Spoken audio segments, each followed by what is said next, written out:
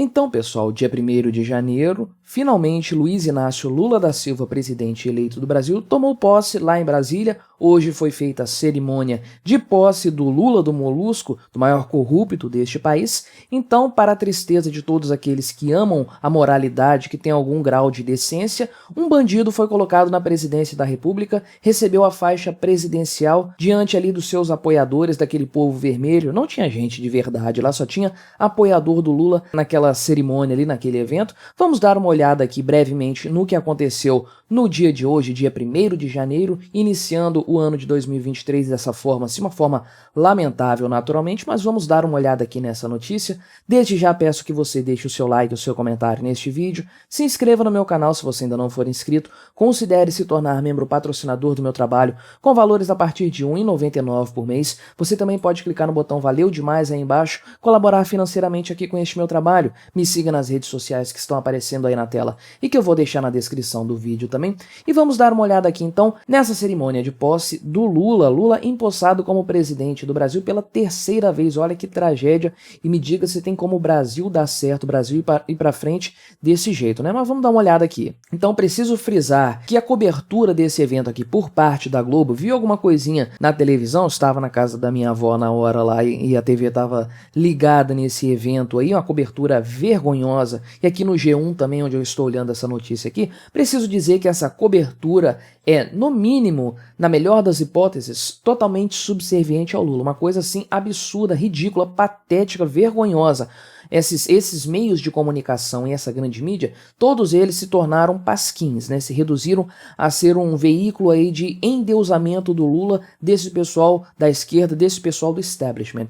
O grau de subserviência com a qual eles noticiaram esse evento, acompanharam esse evento, é uma coisa assim que não tem precedentes na história desse país. A babação total em relação ao Lula, uma coisa assim que é inacreditável. Tanto o William Bonner falando, narrando o evento, quanto os repórteres que estavam lá fazendo a cobertura, enfim, do acontecimento, conversando com as pessoas lá, entrevistando gente que já estava previamente, pessoas que estavam previamente determinadas a falar ali. Veja só, tinha uma pessoa lá que foi pegada aleatoriamente ali no meio do pessoal para dar a entrevista ali, dar o seu depoimento, e que a família dela ia dar um depoimento também no Fantástico hoje à noite, provavelmente deve estar passando agora, enfim. Então assim, uma coisa totalmente arranjada, totalmente esquematizada para ser ali uma cerimônia favorável ao Lula, uma coisa totalmente subserviente. É vergonhoso o nível dessa grande mídia, mas a gente sabe que eles estão extremamente alegres com a chegada do Lula no poder, trabalharam muito para isso, trabalharam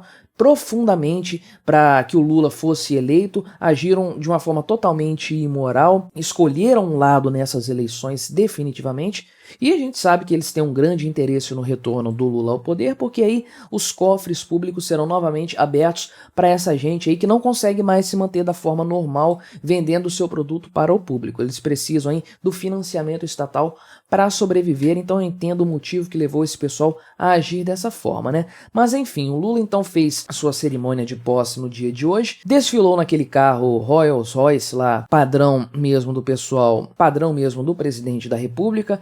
Preciso frisar que o público que estava presente lá no local onde haveria a posse dele e tudo mais, só gente da esquerda ali, não tinha gente de verdade, né? Só tinha esquerdista ali, só tinha seguidor do Lula, aquele mar de gente vermelha, uma coisa assim absurda. Você tinha que suar para achar uma bandeira do Brasil ali no meio. Uma coisa me chamou muita atenção, todo mundo com um bonezinho do Lula, da campanha eleitoral do Lula, parecia até uma coisa assim, distribuída, né? Uma coisa que foi previamente organizada, caravanas aí que foram organizadas para encher o local do evento ali, esse pessoal de forças sindicais. Então você via muita gente de grupos assim, Educafro, sindicatos, Uni, sabe? Esse pessoal aí que... grupos organizados favoráveis ao Lula. Então não tinha gente de verdade ali, só tinha esquerdista. Agora o G1 diz aqui que foram centenas de milhares, isso aqui é altamente questionável.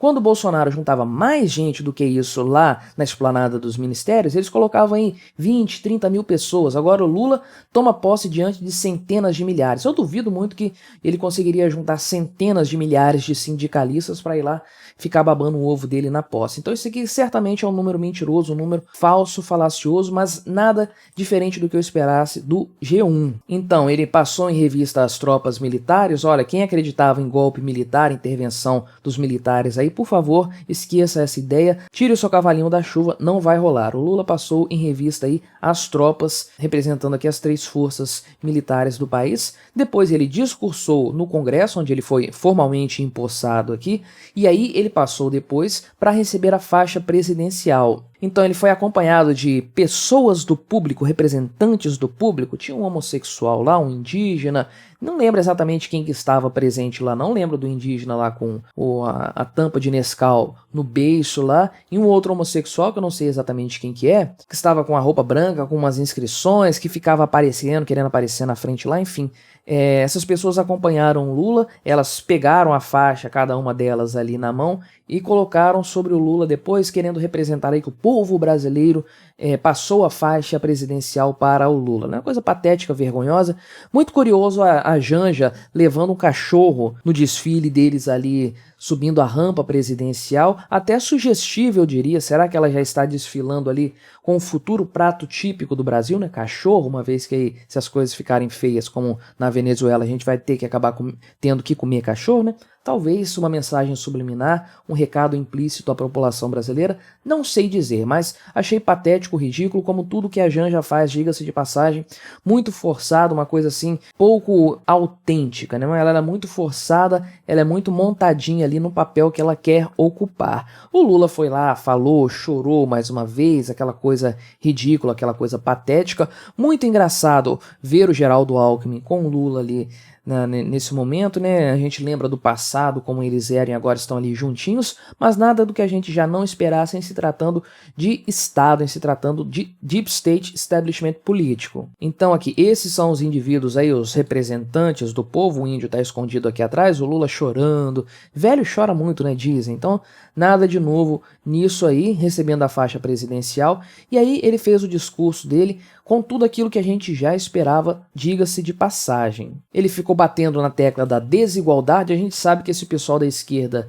usa o argumento da desigualdade, do combate à desigualdade, para aumentar o poder do Estado, para aumentar impostos, para cercear a liberdade dos cidadãos. Então ele ficou batendo aqui nessa tecla da desigualdade, disse que ninguém é feliz em meio a tanta desigualdade. Todos nós sabemos que a desigualdade não é um problema, absolutamente. O problema é a pobreza. Então não tem problema nenhum pessoas serem desiguais, haver uma diferença na renda delas, se ambas vivem bem, têm aí condições básicas de vida pelo menos garantidas, né? Então nosso problema não é com a desigualdade, isso aí é irrelevante, nosso problema é com a pobreza, pessoas pobres, né? Isso aí, o fato de pessoas não terem condições, isso aí que é importante. E o fato delas não terem condições não se deve a outras pessoas serem ricas. Uma coisa não necessariamente causa a outra, ao contrário do que partidos de esquerda querem fazer acreditar. Na verdade, grande parte da pobreza no Brasil, talvez a maioria, eu diria, se deve ao trabalho do Estado, à ação do Estado, prejudicando a vida de todo mundo. Então a resposta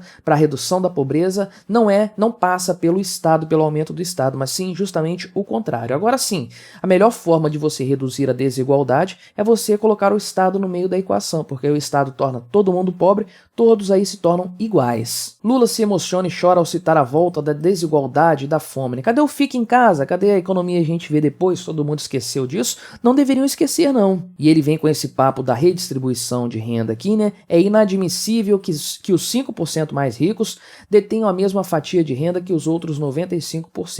Isso aqui é uma afirmação errada, falaciosa, de que pessoas são ricas porque outras pessoas são pobres. Aquele velho papo de que a economia é um jogo de soma zero, quando nós sabemos que, na verdade, não é assim que as coisas funcionam. Se a economia fosse um jogo de soma zero, nós estaríamos nos tempos das cavernas até hoje. É justamente o fato de que, numa economia livre, com liberdade de mercado, as pessoas se tornam mais ricas juntos, não é um perde e o outro ganha, todos ganham nessa história, que a humanidade foi acumulando riqueza ao longo dos séculos, ao longo dos milênios. Por isso que nós saímos das cavernas e temos temos uma sociedade altamente tecnológica e desenvolvida hoje. Então isso aqui, como sempre, uma grande falácia de esquerdista. Ele fez um aceno aqui para o FIES novamente, né? Aquela questão das universidades, aquela coisa de um apelo ao ensino superior, comprar votos de jovens, aí pessoas, adultos jovens também, com base em programas destinados ao ensino superior, o que vai, como sempre, causar um aumento do endividamento público, coisa que a gente viu lá na época da Dilma, logo no começo de 2015, vai causar também uma distorção do mercado estudantil brasileiro, o surgimento de um monte de faculdades aí que vão formar pessoas para trabalhar de Uber, porque não vai haver uma absorção desses novos formados no mercado. A gente já viu isso acontecendo, vai acontecer de novo, não tenha dúvidas, não tem nada de novo nesse governo Lula, vai ser uma repetição daquilo que nós já vimos nos dois governos do Lula e nos dois governos da Dilma, né? Um governo e meio da Dilma Rousseff vai ser exatamente a mesma coisa, uma cópia, uma fotocópia do que foram esses governos petistas lá atrás. Ele, claro, que ia ter que citar o fato lá do Bolsonaro, o enfrentamento do Bolsonaro em relação ao coronavírus, eles vão querer colocar isso no Bolsonaro, culpar ele de alguma forma, não tenha dúvidas, então ele já está preparando esse terreno, e aqui ele contou a melhor piada do dia, certamente, aqui o Lula, um piadista, um humorista nato, né? Ele disse o seguinte: nunca fomos irresponsáveis com o dinheiro público, nos nossos governos nunca houve nem haverá gastança, né? Vai ver os números da dívida pública, vai ver isso durante o governo da Dilma Rousseff para ver como que essa dívida pública estava, o quanto ela estava crescendo, né? Não haverá gastança, nunca houve nem haverá gastança. Faça-me o favor, né? Nunca fomos irresponsáveis com dinheiro público, né? Olha que coisa maravilhosa, um corrupto, um ladrão, um pilantra, o cara que assaltou os cofres públicos do país, que comprou legisladores, comprou donos de estatais, foi comprado por empreiteiros, enfim. Aí um cara que fez isso aí, vem me falar desse jeito, é brincadeira, né? O papo do genocídio foi falado aqui também novamente, né? Engraçado aqui, ele cita o que o povo do Brasil sofreu nos últimos anos foi a lenta e progressiva construção de um genocídio. Genocídios não se constroem de forma lenta e progressiva, né? Genocídios são acontecimentos ali num espaço de tempo. Se você para ver o genocídio em Ruanda, durou aí 3 meses. O Holocausto durou aí 4, 5 anos, a pior fase dele, né? Genocídio lá no Congo belga durou mais ou menos isso aí. O Holodomor durou 3 anos, se eu não me engano, 2, 3 anos. Então, não existe assim, a lenta e progressiva construção de um genocídio. É um pouco um contrassenso. Ele deu o sinal aqui de que vão voltar com aquelas políticas desenvolvimentistas e aquela coisa de construção civil para fomentar a economia, como as obras do Minha Casa e Minha Vida. Um negócio que fracassou, falhou miseravelmente, mas eles vão colocar novamente uma vergonha total. E aí ele termina o discurso fazendo o chamamento a todos os que desejam o Brasil mais justo. Juntem-se a nós nesse mutirão contra a desigualdade. Não, obrigado, não tô afim de me juntar a você não me misturo com bandido, com corrupto, com pilantra, que é o senhor Luiz Inácio Lula da Silva, né, e toda a sua trupe, toda a sua gente, não me misturo com esses canalhas aí. Mas volto a dizer, o que o Lula disse no seu discurso de posse não é nada do que nós já não esperássemos. Teremos apenas uma repetição do que foram os governos Lula e os governos Dilma Rousseff em apenas 4 anos. Vamos ver tudo aí, um amálgama de tudo de terrível que houve nesses governos nos próximos 4 anos, não tenha dúvidas disso, a não ser, é claro, que o Lula não consiga completar o seu mandato. Do contrário, ele vai fazer exatamente aquilo que nós já imaginamos, não é surpresa alguma. Enfim, esse evento aí da posse do Lula ajuda a colocar uma pedra nessa questão das eleições. Pessoal, não tem volta, isso não vai mudar, as coisas já foram sacramentadas dessa forma. O Deep State, o establishment político, eles trabalharam muito, duramente, para que o Lula fosse colocado nessa posição. Eles não vão abrir mão disso de forma alguma, isso é impossível de acontecer.